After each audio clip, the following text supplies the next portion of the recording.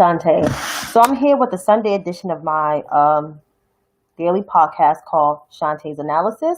I'm just going to be here briefly because it's Sunday. So I hope everybody had a great weekend. I'm just going to come with some coronavirus numbers and some little bit of weekend news.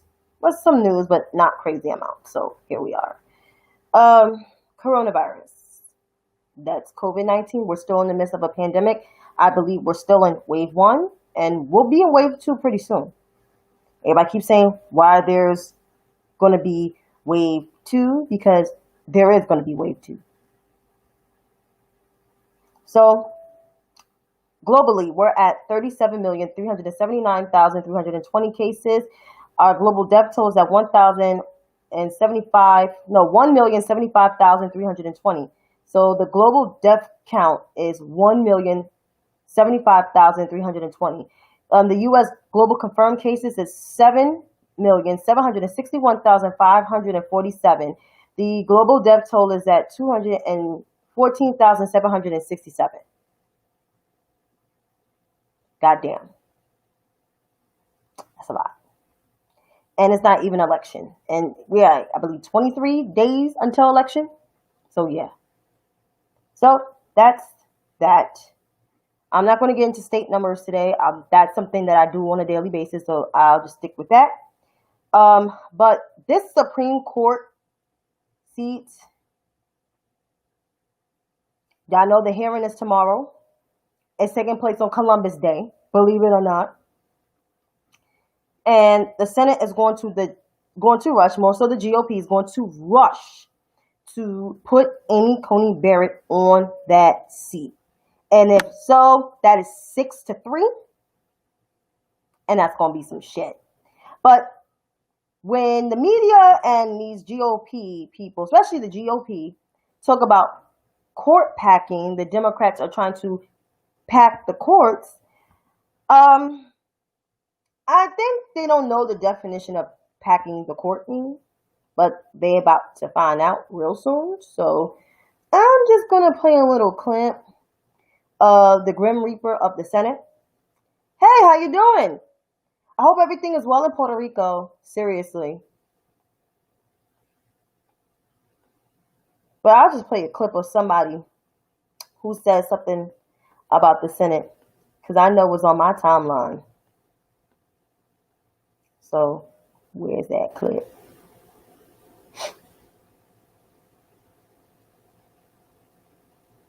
I tweeted a lot today, so excuse me. I was shocked that former President Obama left so many vacancies and didn't try to fill those positions. I'll tell you why. I was in charge of of what we did the last 2 years of the Obama administration. I will give you full credit for that. And by the way, take a bow. All right, that was a good line. Oh, okay.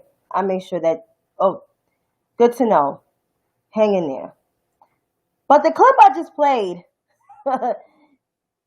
So the Republicans want to talk about packing the courts. Once again, I just played a clip of Mitch McConnell saying that we're on Sean Hannity's show, saying that, there was so many vacancies.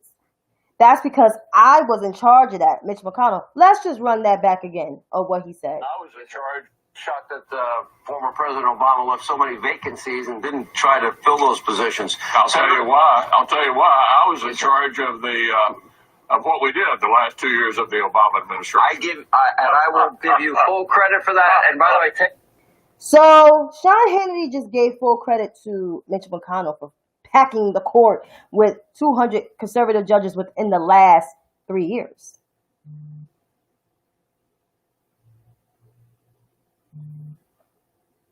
But they're mad because the Democrats want to expand the courts. Well, pack the courts, excuse me. But y'all dead ass confirmed 200 judges. Far-right conservative judges. No wonder. You guys want to roll back things and live like the 1950s, which America has made progress. like there's more black people, believe it or not, and there's going to be more people immigrating. The country is changing, and there's more multicultural relationships. They're having children. More women are working in the workforce. LGBTQ rights. I mean,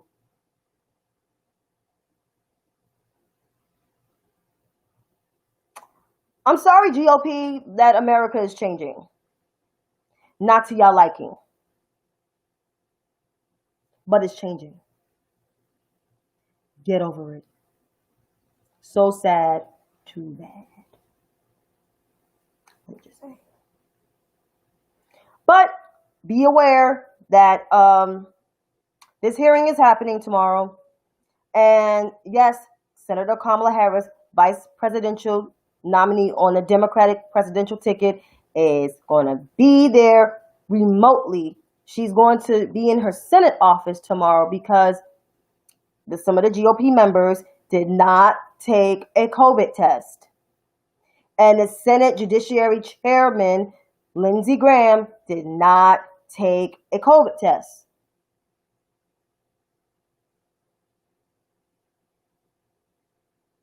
His ass is probably asymptomatic. So you're going to jeopardize other people's health by bringing your fucking ass in there, sir? No. Not happening.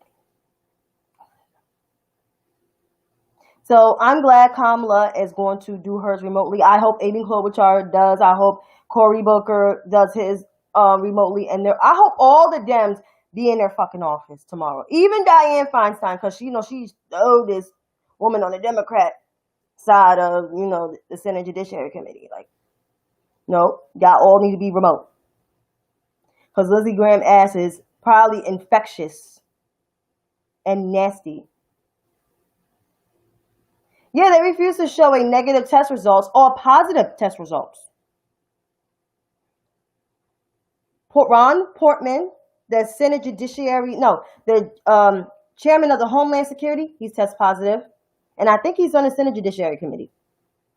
As well as Mike Lee. I know Mike Lee's on that committee. And Chuck Grassley's old ass, who's like almost 90, probably oldest member in Congress,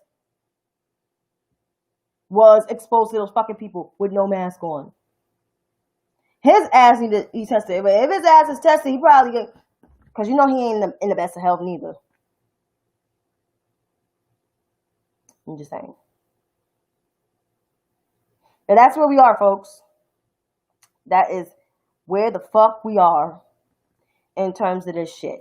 And they're going to try to ram that shit through. They're going to say, oh, Democrats is attacking Amy Coney Barrett.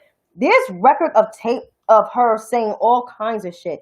I just want to play the shit because I think it's important that we are aware of this woman's record and aware of what she said. Wait, hold. Her opening statement. I need to read that shit. So this is some of her stuff. Somebody had the beginning of this shit. Here's some of her opening statement. Chairman Graham, Ranking Member Feinstein, and members of the committee, I'm honored and humbled to appear before you as a nominee for the Associate Justice of the Supreme Court. I thank the president for entrusting me with the profound responsibility as well as for the graciousness that he and the First Lady have shown my family throughout this process. I thank Senator Young for introducing me as he did at my hearing to serve on the 7th Circuit. I thank Senator Mike Braun, for his generous support.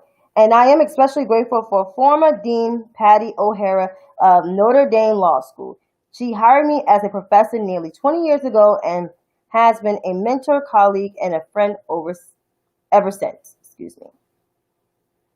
I thank the members of this committee and your other colleagues in the Senate who have taken the time to meet with me and my nomination. It has been a privilege to meet you. She only met with the Republican men with no mask. They all had no mask on. As I said when I was nominated to serve as a justice, I am used to being in a group of 9, my family. Nothing is more important to me than I'm proud to have them behind me. My husband, Jesse, and I have been married for 21 years. He has been a selfless and wonderful partner in every step along the way. I once asked my sister, why do people say marriage is hard? I think it's easy, she said. Maybe you should ask Jesse if he agrees. I decided not to take her advice. I know I am a far luckier in love than I deserve. Then she goes on this bullshit, like blah blah blah blah blah blah blah blah blah blah. I need to read where. Oh, one part. If I'm confirmed, it will be an honor of a lifetime to serve alongside the Chief Justice and 7 Associate Justices. She criticized the Chief Justice. There's a clip of that. I admire them all and would consider each a valued colleague. And I might bring a few new perspectives to the bench. Oh, girl, you know you're going to bring some perspective. As the president noted when he announced my nomination, I will be the first mother of school-age children to serve on the court. Whatever. I think, whatever. I will be the first justice to join the court from the 7th Circuit in 45 years. No one cares. And I will be the first sitting justice who didn't attend law school at Harvard or Yale. Okay, Ann, what's your point?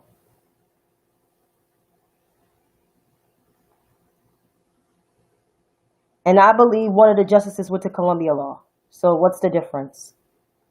I am confident that Notre Dame will hold its own, and maybe I could even teach them a thing or two about football. Nobody wants your teaching. Nobody. But there are clips of Miss Coney Barrett's words, literally, of her words.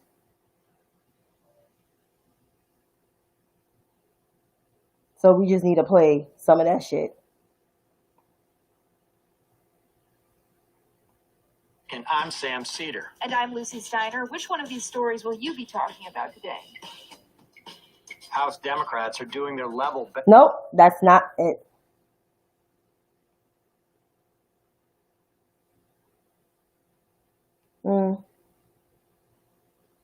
On Justice Kennedy. She said something about Justice Kennedy.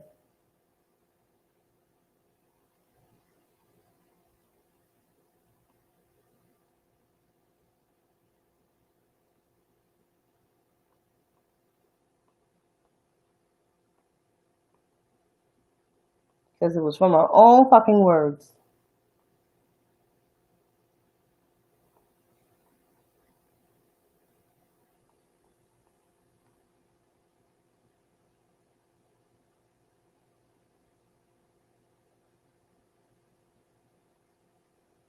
Amy Coney Barrett in 2016.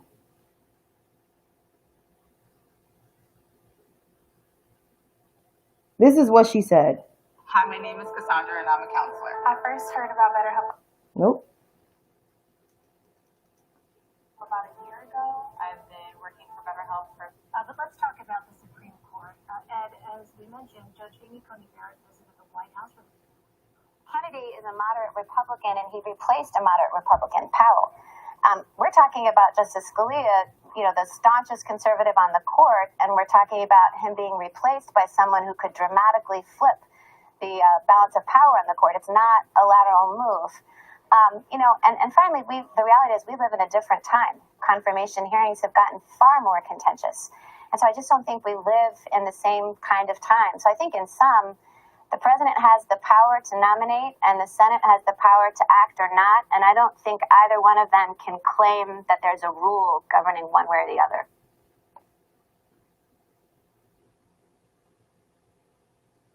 Oh, yeah. Hey, cousin. And yes, some Trump supporters, they're getting ready to riot. Oh, the Proud Boys. Stand back. That's what he told them. Stand back and stand by. But let me just play that clip again from Ms. Coney Barrett. Different time. Confirmation hearings have gotten far more contentious. And so I just don't think we live in the same kind of time. So I think in some, the president has the power to nominate and the Senate has the power to act or not. And I don't think either one of them can claim that there's a rule governing one way or the other. Let's play that full clip back again. Kennedy is a moderate Republican and he replaced a moderate Republican, Powell. We're talking about Justice Scalia, the staunchest conservative on the court, and we're talking about him being replaced by someone who could dramatically flip the balance of power on the court. It's not a lateral move. And finally, the reality is we live in a different time. Confirmation hearings have gotten far more contentious. And so I just don't think we live in the same kind of time. So I think in some, the president has the power to nominate and the Senate has the power to act or not. And I don't think either one of them can claim that there's a rule governing one way or the other. So if that's the case, why the fuck Mitch McConnell blocked President Obama's justice nominee, Merrick Garland? Anybody know? He even passed a resolution in the Senate and said they're not going to confirm. They didn't even meet with Merrick Garland. And the crazy part is Merrick Garland is more of a centrist than a progressive. If anybody that was progressive on that court was Justice Ruth Bader Ginsburg, and she died. She died. She was trying to hang on because she know what kind of jackass and demagogue Donald Trump and Michael Pence, I'm using Kamala's, she said his own name, Michael Pence, or I should say Michael Richard Pence, how they are.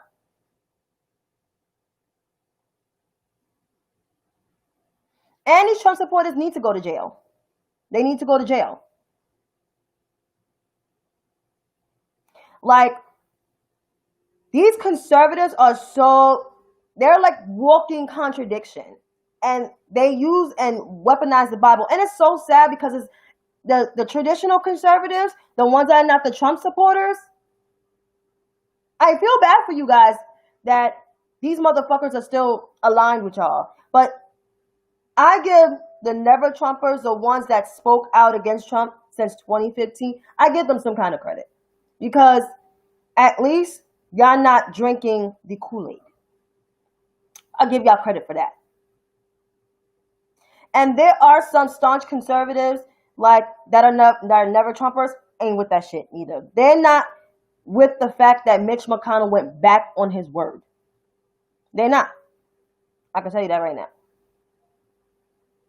Putting Amy Coney Barrett, she took him out dramatically flip it. She will dramatically flip the courts forever. I don't even call her a staunch conservative. Even though she calls herself in her original list like Edson Scalia, she's more far to the right than a conservative. Now you have Antileo, Clarence Thomas, Brett Kavanaugh, and I can say even what's his face, and the Chief Justice. They're far more conservative. Neil Gorsuch is like moderate more than conservative,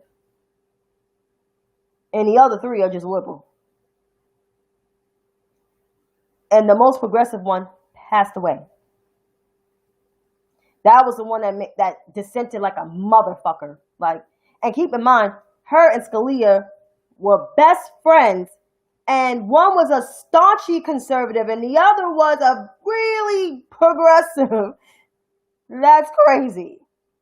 but you can still be friends and have crazy amount of policy debates. Like I said, I don't mind different conservatives following me. I got no problem with that. What I do have a problem with is when people worship somebody that's a well-known, outright racist. That's where I have a problem with. And that's why some conservatives, like back in 2015, 2016, was like, oh my God, Donald Trump, no. You even had conservatives spoke out against Mitch McConnell before Donald Trump got elected. Because they ain't like the way he was fucking doing business in the Senate. And y'all so in the rush to rush this woman on the court, but what about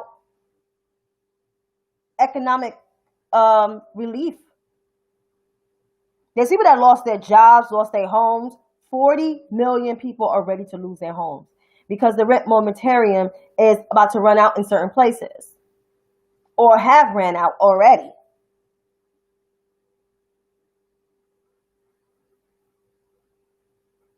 Oh, I'm sorry to hear that. But it's just like, this woman, like, are you serious? Like, the ACA is in court right now. Like, this man is literally trying to take away health care, and not just health care for people that has Medicaid and stuff, or like Medicare. He's trying to take away stuff from people that have jobs. Because the ACA is also tied into job health care. So when you get rid of that, premiums will continue to rise. And the Republicans have no plan in the Senate.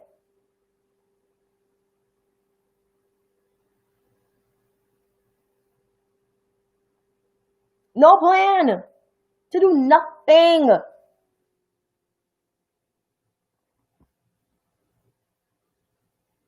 Nada. Nothing. And y'all want to come at Democrats talking about court packing? That's mostly for the elected officials like Mitch McConnell, Lindsey Graham, infectionist Lindsey Graham, because that's what I'm going to call his ass. Hello.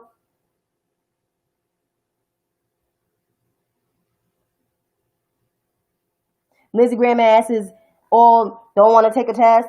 And you, the chairman of the Senate Judiciary Committee, like, what the fuck are you doing? Like, you should be the first motherfucker to take a test.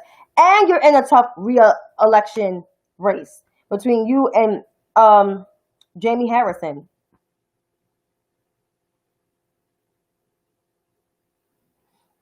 Well, like I said, it's supposed to be airing tomorrow. I got to see what time, because the C-SPAN just alerted me on my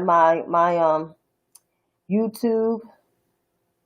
And where is that C-SPAN notification? Because I need to know, what time does this air? 9 o'clock. So I got to set my alarm to like 7:30. I got to put it in my reminders to wake up early because I want to see this shit. Now, like I said, Kamala Harris is supposed to come back, but she's going to be remotely. She's going to be in her Senate office conducting a hearing because she ain't going in there. And guess what? The Lord protect her, because I don't want her in there with nasty ass Lindsey Graham. I don't want none of the Democrats in there with Lindsey Graham. They all need to be in their office, including the ranking member, because she's 84, 85. She doesn't need to be in there. And I'm going to need for Chuck Grassley's nasty ass, too, to take a test, because you're 86, 87 years old, and you're around these asymptomatic motherfuckers with no mask. Like, you think you young and invincible. No, motherfucker, you're not.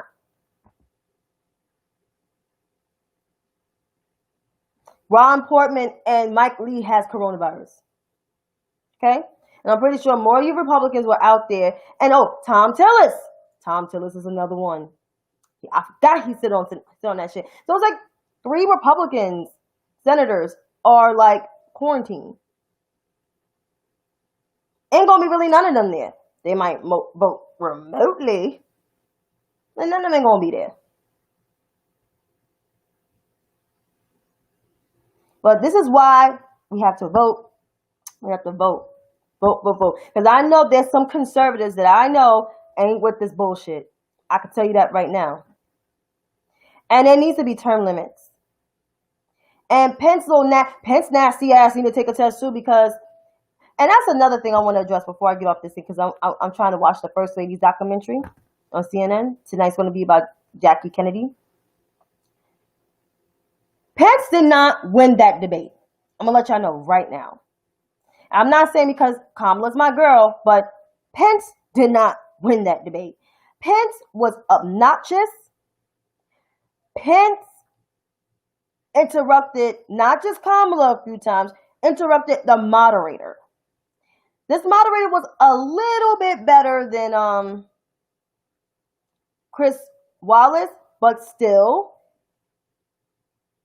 She was like, "Thank you, Mr. Vice President." "Oh, thank you." No, you're supposed to say, "Shut up." Not saying shut up, but if you don't, he's like, "Excuse me."